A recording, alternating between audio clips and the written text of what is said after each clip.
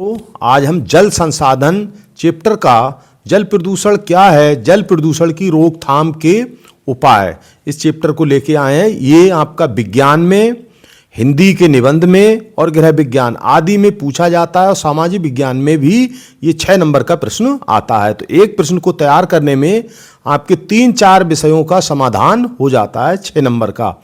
देखो एक चीज ध्यान रखना, पढ़ाई तो आप करते हैं, घड़ी मत देखो उससे सीखो वही करो जो वह करती है, चलते रहो क्योंकि शिक्षा हमारे भविष्य की नींव है, हमें इसका मजबूती से निर्माण करना है। आप इसका निर्माण मजबूती से करें जिससे कि भविष्य में आपका भविष्य उज्जवल हो। ठीक इसी प्रकार पहला इसका है जल प्रदूषण। तो जल प्रदूषण क्या है? जल में हानिकारक या अनुपयोगी पदार्थों के मिलने से जल प्रदूषित हो जाता है, जिसे जल प्रदूषण कहते हैं। यह मानव की गतिविधियों के कारण होता है। मनुष्य जो कार्य करते हैं, कुछ ठीक कार्य करते हैं, कुछ खराब कार्य करते हैं और कुछ कार्य ऐसे करते हैं जिससे जल कहीं ना कहीं पर दूषित होता है। तो ये सारे कार्य जो हैं मनुष्य को नहीं करने चाहिए, क्योंकि जल से उसका सीधा लगाव होता है। अब व्यक्ति कुछ तो ये सोचते हैं कि हमें इससे क्या नुकसान है, भाई हमारा क्या जा रहा है, और उसमें कूड़ा कचरा या जो भी है ऐसी चीज़ें, जहरीली चीज़ें भी उसमें विसर्जित कर देते हैं। ऐसा नहीं करना चाहिए, क्योंकि जल जो है, पानी जीवन का आधार है। यह शरीर के तापमान को नियंत्रित करता है।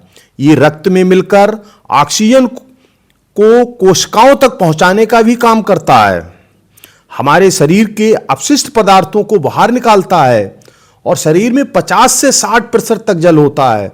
और जल जो है शरीर के तापमान को नियंत्रित करता है। अगर जल में कुछ अशुद्धियां मिल जाती हैं बहुत सी, तो आर्सेनिक लेवल बढ़ता है, और आर्सेनिक से है जहरीली है, जो मनुष्य के शरीर को बीमार कर देती है, कहीं ना कहीं उसे रोगग्रस्त कर देती है। इसलिए शुद्ध जल का ही सेवन करना चाहिए, और हम सबका दायित्व है कि जल को हम अशुद्ध ना करें। तो जल प्रदूषित होता है, उसके कारण क्या हैं? तो जल प्रदूषण के कारण देखते हैं अब। तो औद्योगिकरण अपशिष्ट, औद्योगिक मतलब उद्योग धंधे जो चलाए जा रहे हैं फैक्ट्रियों में, उनके अपशिष्ट, उनसे निकलने वाला जो पदार्थ है, बेकार पदार्थ जो होता है, उनका अपशिष्ट जो बोला जाता है, वो कारखानों में निकलने वाला प्रदूषित कचरा व जल सीधे नदियों में छोड़ दिया जाता है।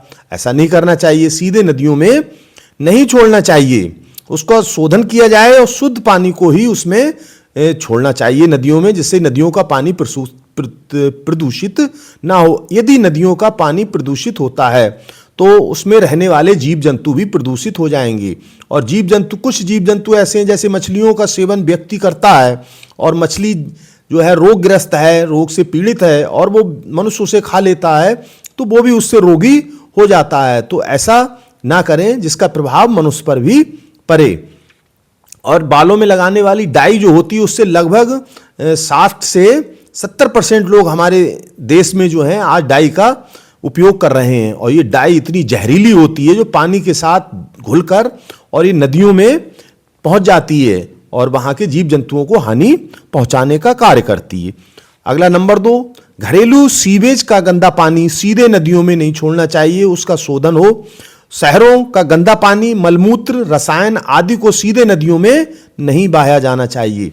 अगला है कृषि गतिविधियों द्वारा। अब बहुत से ऐसे कृषि कार्य हैं जिनके माध्यम से जो है फसलों में अनेक कीट नाशक व रासायनिक उर्वरकों का छिड़काव किया जाता है, जो वर्षा जल के बारिश होती है, और वर्षा जल के कारण ये नदियों में मिल जाता है और नदियों के जल को प्रदूषित कर देता है।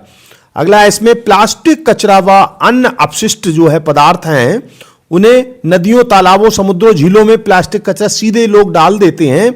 ऐसा नहीं करना चाहिए, उनका उचित स्थान पर उनका निस्तारण करना चाहिए, जिससे कि जल कोई नुकसान, जल को क्षति ना हो।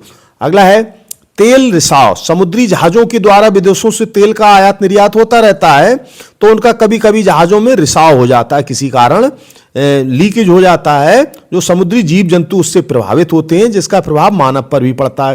क्योंकि कुछ समुद्री जीव जंतु जो है, ऐसी मछलियां हैं समुद्री, उनका मनुष्य भी सेवन करता है, तो उसका सीधा प्रभाव उन पर भी देखने को मिलता है। और अगला इसका है सामाजिक व धार्मिक परंपराएं। सामाजिक व धार्मिक परंपराएं जो हैं, हमारा जो हिंदुस्तान है, भारत देश है, इसमें अनेक पौराणिकताएं आज भी विद्यमान हैं।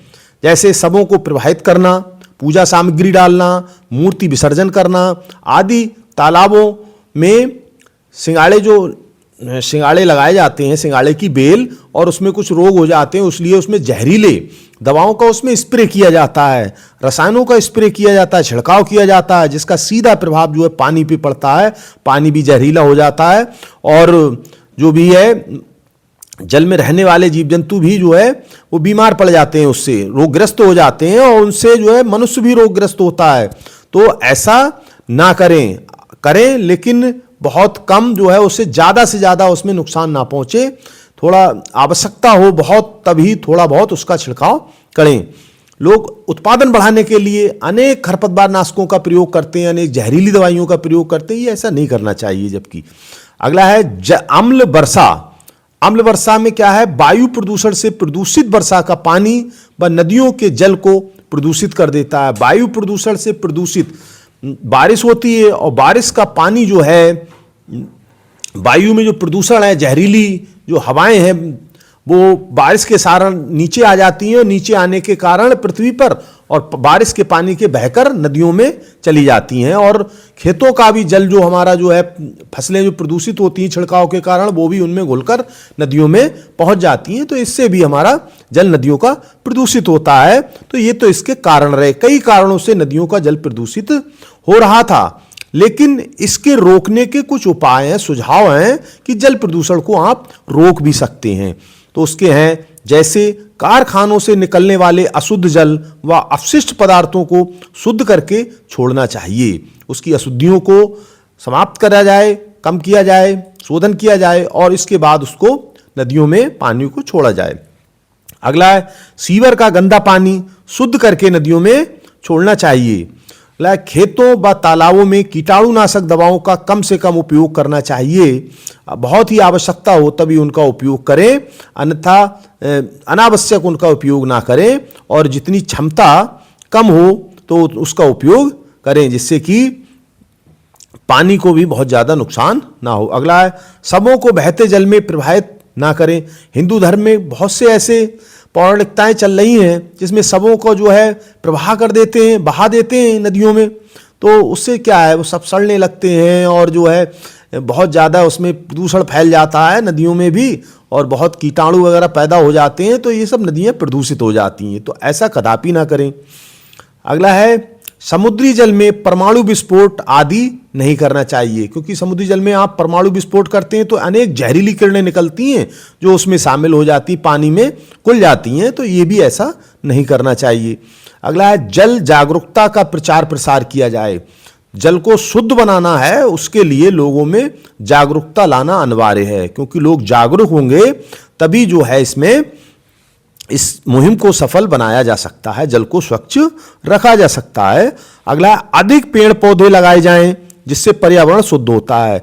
पेड़ पौधे शुद्ध ऑक्सीजन गैस देते हैं और वायुमंडल की कार्बन डाइऑक्साइड को सोख लेते हैं और जलवायु को भी नियंत्रित रखते हैं। तो इन्हें अधिक से अधिक लगाना चाहिए, वातावरण व जल और पर्यावरण सारी चीजें हमारी शुद्ध बनी रहें। अगला है, रासायनिक खादों का कम से कम उपयोग किया जाए। अधिक रासायनिक खादों का आप उपयोग करेंगे तो वो भी बहुत ज्यादा हानिकारक होती हैं। जैसे प्रदूषण को रोकने का ले संकल्प, मन में इस बात को ठान लें, प्रदूषण को रोकने का ले संकल्प, एक बेहतर पर्यावरण का निर्माण करें।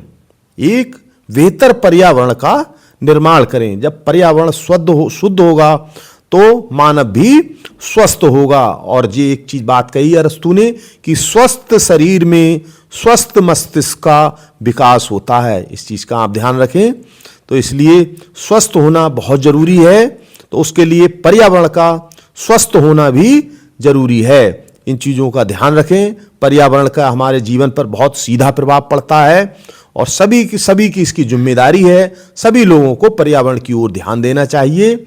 आज के लिए इतना ही। और आगे अगला क्वेश्चन लेके आएंगे। इस क्वेश्चन को याद जरूर कर लेना, क्योंकि ये परीक्षा में आने वाला प्रश्न है, 2-3 पेपरों में आता, 2-3 विषयों में, इसलिए इसको ध्यान से आप पढ़ना और आगे भविष्य में जब तक पढ़ाई करेंगे तब तक इस प्रश्न को ये बार बार कहीं ना कहीं आपके आता रहेगा। तो चैनल को लाइक करें, सब्सक्राइब करें, शेयर करें। धन्यवाद।